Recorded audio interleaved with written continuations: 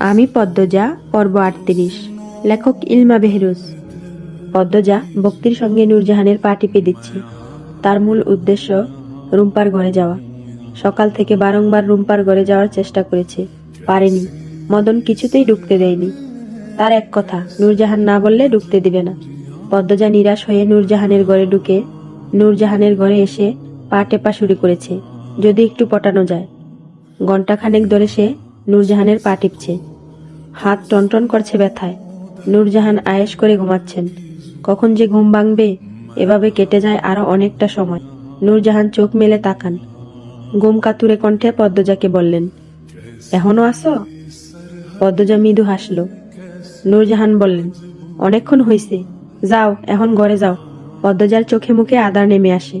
পরক্ষণেই মিষ্টি করে হেসে বললেন, আপনার ভালো ঘুম হয়েছে? সে হইছে। দাদু, একটা প্রশ্ন করি? করো। রুম্পা ভাবিকে সেদিন দেখেছিলাম, অনেক নোংরা দেখাচ্ছিল। ওনাকে পরিষ্কার করে রাখার জন্য একটা মেয়ে দরকার, কিন্তু সবসময় মদন ভাইয়া পাহারা দেন।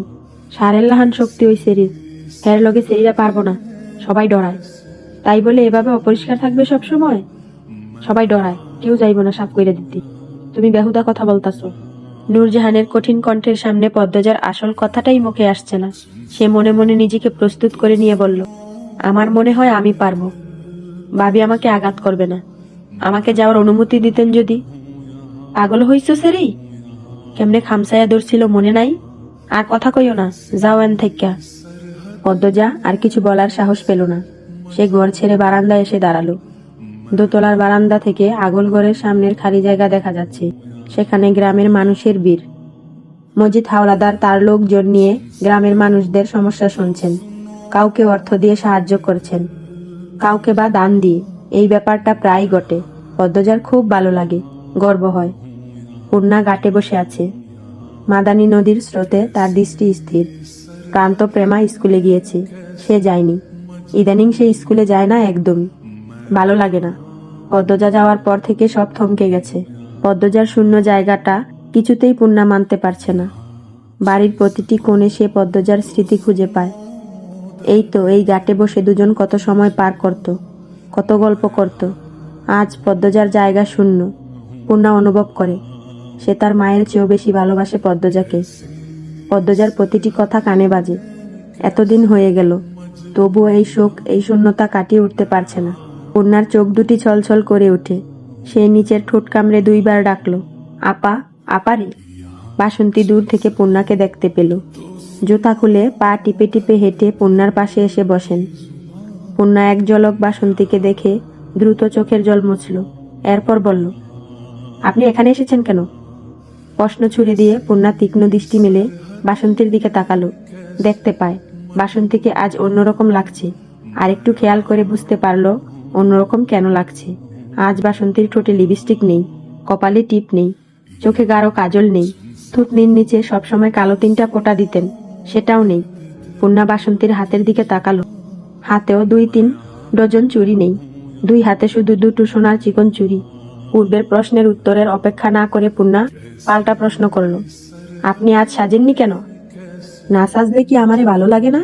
বেশ আগ্রহ নিয়ে জানতে চাইলেন বাসন্তী। পূর্ণা বাসন্তীর চোখে মুখে স্নিগ্ধতা খুঁজে পেল। মহিলা মায়াবী চেহারা পেয়েছে, প্রাকৃতিক সৌন্দর্য। বয়স 40-এর ওপর মনেই হয় না।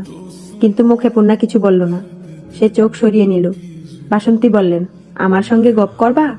আমার ঠেকা পড়েনি। পূর্ণার ঝাঁঝালো স্বর। বাসন্তী পূর্ণার পাশ ঘেঁষে বসেন। পূর্ণা বিরক্তিতে চোখ মুখ কুঁচকে ফেলল। কিছু কঠিন কথা শোনানোর জন্য প্রস্তুত হলো সবেমাত্র। তখন বাসন্তী বললেন, আম্মা, আমি তোমার আব্বারে ভালোবাসছিলাম সত্যি। তবুও শেষ বয়সে আইসা একটা ভুল করে ফেলি। ভুল যখন বুঝতে পারি তোমার আব্বারে বলি, কিন্তু তোমার আব্বা মুখ ফিরাইয়া নেয়। আমার তোমার আব্বারে ছাড়া আর গতি ছিল না, তাই গ্রামের মানুষ নিয়ে আইছিলাম। আমার এই কাজের জন্য তোমাদের এত বড় ক্ষতি হবে জানলে এমন করতাম না। যাক গেছে সব কথা। তোমার আব্বা আমারে আজও মাইনা নেয় নাই, তাতে আমার দুঃখ নাই। তোমার আম্মার মতো একটা ছোট বোন পাইছি, তোমার 2টা ভাই বোনের মতো সন্তান পাইছি। আমি নিঃসন্তান, আমার কোনো সন্তান নেই, কখনো হবেও না। সন্তানের শূন্যতা আমাকে কুরে কুরে খায়। তোমাদের বাড়িতে আসার পর থেকে সেই দুঃখ বুঝে গেছে। প্রান্ত প্রেমা আমারে যখন বড় আম্মা কইয়া ডাকে, আমার খুশিতে কান্দন আইসা পড়ে। শুধু ভালো লাগে না তোমার গুমরা মুখটা। বিশ্বাস করো আম্মা, তোমার মারে আমি তাড়াতে আসি নাই। সে হইছে গিয়ে হীরার টুকরা, তার মতো মানুষ হয় না। আমি যা চেয়েছি তার চেয়েও বেশি পাইছি। এটা তোমার আম্মা দিছি। আমি চাই না আমার জন্য তুমি কষ্ট পাও। আমি তোমারে বলবো না আমারে আম্মা ডাকতে। আমি শুধু চাই তুমি আমারে মাইন্না নাও, ভালো থাকো, হাসি খুশি থাকো। আমি তোমার বন্ধু হইতে চাই। তোমরা যেমনে বলবা আমি তেমনিই চলবো। এই যে দেখো, তোমার সাজগোজ পছন্দ না বলে আমি আর সাজি নেই। আমি কি কম সুন্দর নাকি যে সাজতেই হইবে? শেষ বাক্যটি রসিকতা করে হেসে বললেন তিনি। বাসন্তীর কথাগুলো পূর্ণার মন ছুঁয়ে যায়। পূর্ণা বরাবরই কমল মনের, তবুও শক্ত কণ্ঠেই বলল, আমি আপনার সঙ্গে খারাপ ব্যবহার করব না।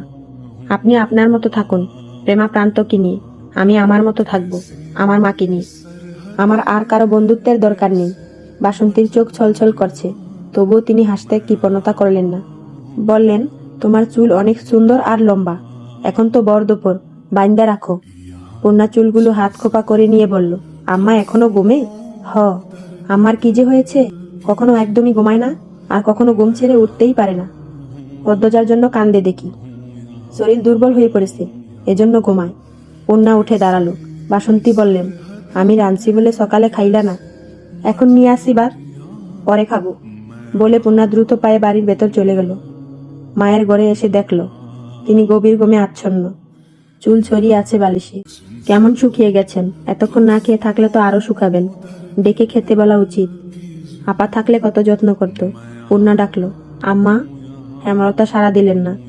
পূর্ণা ঝুঁকে হেমলতার গায়ে হাত দিয়ে ডাকলো, ও আম্মা, উঠো এবার, দুপুর হয়ে গেছে। আম্মা, ও আম্মা। হেমলতা চোখ খুললেন, চোখের মনি ফ্যাকাশে। তিনি উঠতে চাইলে হুট করে হাত কাঁপতে থাকলো। পূর্ণা উদ্বিগ্ন হয়ে বলল, কি হয়েছে আম্মা? হেমলতা কিচ্ছুটি বললেন না। পূর্ণা হেমলতাকে ধরে উঠালো। হেমলতা পূর্ণার দিকে চেয়ে থেকে ক্ষীণ স্বরে প্রশ্ন করলেন, কে তুমি?